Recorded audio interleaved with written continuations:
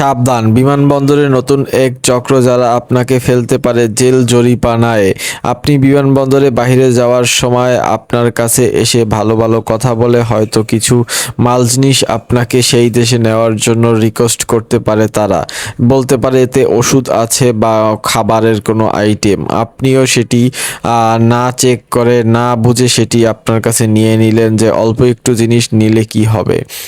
এই জিনিসটা নেওয়ার পরে হয়তো আপনি ইমিগ্রেশনে পড়তে পারেন জেল জরিমানায়।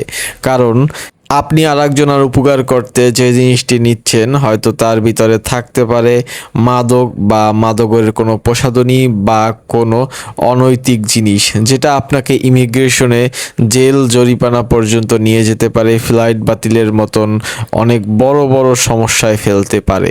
তাই এখনই সাবধান হন, এইসব চক্রের হাত থেকে নিজেকে সচেতন করুন এবং বিমানবন্দরে কারো কিছু থেকে নেওয়া থেকে বিরত থাকুন। এবং যদি একান্তই নিতেই হয় ভালোভাবে চেক করে দেখে বুঝে তারপরে আপনি সেটি নেন। যদি আপনি সেটি না চিনেন বা যে জিনিসটি দিয়েছে সেই জিনিসের সম্বন্ধে যদি আপনার আইডিয়া না থাকে, সেই জিনিস যদি আগে থেকে আপনি না চিনে থাকেন, তাহলে সেই জিনিসটি কখনোই আপনি নেবেন না। আরেকটি সতর্ক বার্তা আপনাদের দিতে চাই, সেটি হচ্ছে বিমানবন্দরে অনেকে সিগারেট নেয় বাইরে যাওয়ার সময়। আগের অনেক ভিডিওতে আপনাদের বলেছি যে বিমানবন্দরের বর্তমান রুলসে এখন 2 প্যাকেটের বেশি সিগারেট নেওয়া যাবে না।